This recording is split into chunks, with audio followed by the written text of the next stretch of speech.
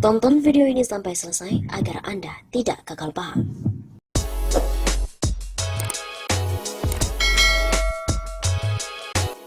Sekumpulan tokoh menggugat Perpu Corona ke MK. Perpu Corona kembali digugat ke Mahkamah Konstitusi. Sementara sebelumnya, hal itu diajukan oleh Masyarakat Anti Korupsi Indonesia atau MAKI dan kawan-kawan. Selanjutnya, saat ini pun diajukan oleh Amin Rais dan kawan-kawan. Sebagaimana dikutip dari website MK, pada hari Kamis 16 April kemarin, gugatan itu diajukan oleh 3 orang, yaitu Sirajuddin Syamsuddin atau Din Syamsuddin, Sri Edi Swasono, dan juga Amin Rais. Mereka mengajukan pengujian material Peraturan Pemerintah Pengganti Undang-Undang Republik Indonesia atau Perpu RI Nomor 1 Tahun 2020 tentang Kebijakan Keuangan Negara dan Stabilitas Keuangan untuk Penanganan Pandemi Coronavirus COVID-19 dan atau dalam rangka menghadapi ancaman yang membahayakan perekonomian nasional dan atau stabilitas sistem keuangan terhadap Undang-Undang Dasar 1945. Lalu poin apa saja yang digugat? MK pun belum melansir lengkap permohonan mereka. Sebelumnya, MAKI juga pernah menggugat Perpu Corona, khususnya pada pasal 27 Perpu nomor 1 tahun 2020 yang berbunyi 1. Biaya yang telah dikeluarkan pemerintah dan atau lembaga anggota KSSK dalam rangka pelaksanaan kebijakan pendapatan negara termasuk kebijakan di bidang perpajakan, kebijakan belanja negara termasuk kebijakan di bidang keuangan daerah, kebijakan pembiayaan, kebijakan stabilitas sistem keuangan, dan program pemulihan ekonomi nasional merupakan bagian dari biaya ekonomi untuk penyelamatan perekonomian dari krisis dan bukan merupakan kerugian negara. Kemudian yang kedua, anggota KSSK, sekretaris KSSK, anggota sekretariat KSSK, dan pejabat atau pegawai Kementerian Keuangan, Bank Indonesia, Otoritas Jasa Keuangan, serta lembaga penjamin simpanan dan pejabat lainnya yang berkaitan dengan pelaksanaan peraturan pemerintah pengganti undang-undang ini tidak dapat dituntut baik secara perdata maupun pidana jika dalam melaksanakan tugas didasarkan pada itikat baik dan sesuai dengan ketentuan peraturan perundang-undangan. Kemudian, yang ketiga, segala tindakan termasuk keputusan yang diambil berdasarkan peraturan pemerintah pengganti undang-undang ini bukan merupakan objek gugatan yang dapat diajukan kepada peradilan tata usaha negara. Pasal 27 ini dinilai membolehkan orang-orang korupsi di masa yang saat ini krisis. Kata Koordinator MAKI Bonyamin Saiman, mereka tidak ingin terulang skandal BLBI dan juga Senturi. Dalil BLBI dan Senturi selalu disandarkan dengan istilah kebijakan yang tidak bisa dituntut meskipun telah merugikan keuangan negara. Di sisi lain, LSM Kode Inisiatif memberikan catatan penting, yaitu DPR harus segera melakukan legislative review terhadap substansi Perpu nomor 1 tahun 2020.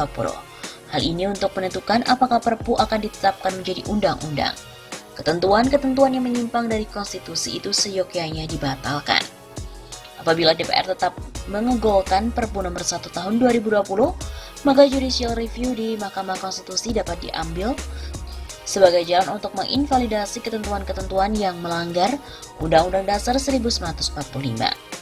Begitu, kata Koordinator Bidang Konstitusi dan Ketatanegaraan, Konstitusi dan Demokrasi atau Kode Inisiatif, Viola Reininda. Kemudian dari LSM Kode Inisiatif ini juga menilai Perpu Corona bertentangan dengan Undang-Undang Dasar 1945 dan inkonstitusional. Oleh sebab itu DPR diminta untuk segera menolak mengesahkan Perpu tersebut menjadi undang-undang. Perpu yang dimaksud yaitu Peraturan Pemerintah Pengganti Undang-Undang Nomor 1 Tahun 2020 di mana tentang kebijakan keuangan negara dan stabilitas sistem keuangan untuk penanganan pandemi COVID-19 dan atau dalam rangka menghadapi ancaman yang membahayakan perekonomian nasional dan atau stabilitas sistem keuangan. Perpu ini perlu diwaspadai sebab berpotensi menimbulkan persoalan konstitusionalitas baru, baik secara formil maupun material. Begitu kata Viola Reininda, yang merupakan Koordinator Bidang Konstitusi dan Ketatanegaraan, Konstitusi dan Demokrasi, dalam siaran pers yang diterima oleh redaksi Detikcom pada hari Rabu 15 April.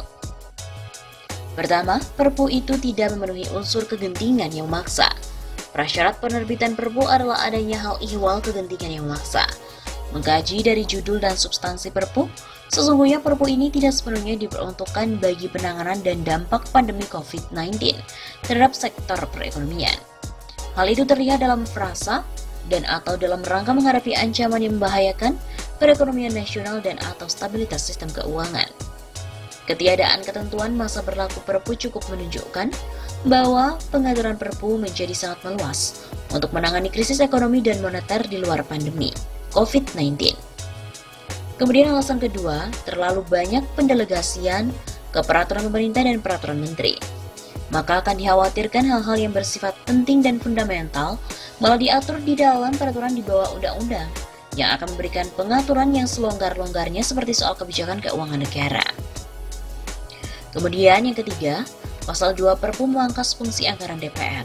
Sebab pemerintah diberikan kewenangan yang luas untuk menetapkan defisit anggaran, melakukan penyesuaian besaran belanja, melakukan pergeseran anggaran, melakukan tindakan yang berakibat pengeluaran atas beban APBN, melakukan pengutamaan alokasi anggaran dan juga kebijakan keuangan negara lain tanpa persetujuan dari DPR. Perpu ini juga memangkas fungsi anggaran DPRD, sebab pemerintah daerah diberikan kewenangan untuk melakukan refocusing pada anggaran, kemudian perubahan alokasi dan juga penggunaan APBD tanpa persetujuan dari DPRD. Hal ini jelas bertentangan dengan Undang-Undang Pemerintah Daerah. Kemudian yang kelima, Pasal 4 sampai dengan Pasal 10 menyelundupkan ketentuan Omnibus Law RUU Perpajakan yang masih menjadi diskursus publik. Pasal 12 ayat 2 Perpu memberikan kewenangan perubahan postur dan atau rincian APBN diatur di dalam peraturan presiden, bukan melalui Undang-Undang APBNP. Kemudian hal ini berpotensi melanggar Pasal 23 dan Pasal 20A ayat 1 Undang-Undang Dasar 1945. Kemudian yang ketujuh, Pasal 27 ayat 1 Perpu Corona ditujukan untuk menghindari jeratan Undang-Undang Tipikor. Sebab segala biaya yang dikeluarkan pemerintah dan atau lembaga anggota KSSK dianggap sebagai biaya ekonomi untuk penyelamatan perekonomian dan krisis, bukan merupakan kerugian negara. Seperti diketahui bahwa Pasal 27 Perpu nomor 1 tahun 2020 berbunyi, 1. Biaya yang telah dikeluarkan oleh pemerintah dan atau lembaga anggota KSSK dalam rangka pelaksanaan kebijakan pendapatan negara termasuk kebijakan di bidang perpajakan, kebijakan belanja negara termasuk kebijakan di bidang keuangan daerah, kemudian kebijakan pembiayaan, kebijakan stabilitas sistem keuangan dan program pemulihan ekonomi nasional merupakan bagian dari biaya ekonomi untuk penyelamatan perekonomian dari krisis dan bukan merupakan kerugian negara. 2. Anggota KSSK, Sekretaris KSSK, anggota Sekretariat KSSK dan pejabat atau pegawai Kementerian Keuangan, Bank Indonesia, Otoritas Jasa Keuangan, serta lembaga penjamin simpanan dan pejabat lainnya yang berkaitan dengan pelaksanaan peraturan pemerintah pengganti undang-undang ini tidak dapat dituntut baik secara perdata maupun pidana jika dalam pelaksanaan tugas didasarkan pada itikat baik dan sesuai dengan ketentuan peraturan perundang-undangan.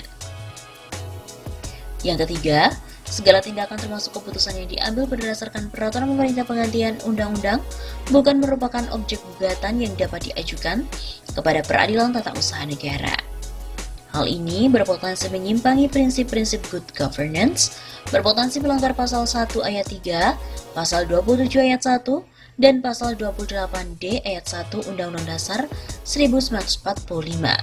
Begitu kata Viola.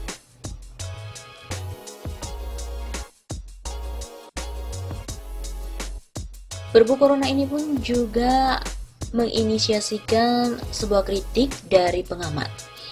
Perpu Corona ini digugat ke Mahkamah Konstitusi oleh Maki karena dinilai terdapat pasal-pasal yang membolehkan korupsi di masa krisis. Di sisi lain, pengamat hukum tata negara Refli Harun juga mengkritik pasal-pasal dalam Perpu tersebut. Pasal yang dimaksud tertuang dalam Perpu nomor 1 Tahun 2020 tentang kebijakan keuangan negara dan stabilitas sistem keuangan untuk penanganan pandemi coronavirus COVID-19 dan atau dalam rangka menghadapi ancaman yang membahayakan perekonomian nasional dan atau stabilitas sistem keuangan. Kata Refli dalam channel YouTube pribadi yang berjudul PSBB, nyawa warga negara belum jadi prioritas. Begitulah kritik terbesar masyarakat soal Perpu menjadi impunity pejabat negara yang menjalankan kewajibannya dalam konteks COVID-19. Padahal Refli juga menegaskan, ketentuan-ketentuan itu tidak perlu masuk Perpu. Sebab jika memang pejabat yang menjalankan tugas beritikad baik dan patuh, tentu mereka tidak akan bisa dipidanakan dan digugat dengan sendirinya. Atas alasan tersebut, dia mewanti-wanti pemerintah agar berhati-hati terhadap ketentuan Perpu tersebut. Refli juga mengkritik Perpu tersebut karena tidak membicarakan strategi pencegahan corona, melainkan malah berbicara soal krisis keuangan dan strategi kebijakan mengatasi. Kebijakan tersebut yang dinyatakan oleh Perpu tak bisa dipidana dan digugat. Perpu sepertinya tidak bisa berbicara mengenai strategi memerangi COVID. Tapi jaminan mengambil kebijakan di luar undang-undang, ini Perpu Omnibus Law karena membatalkan pasal sejumlah undang-undang.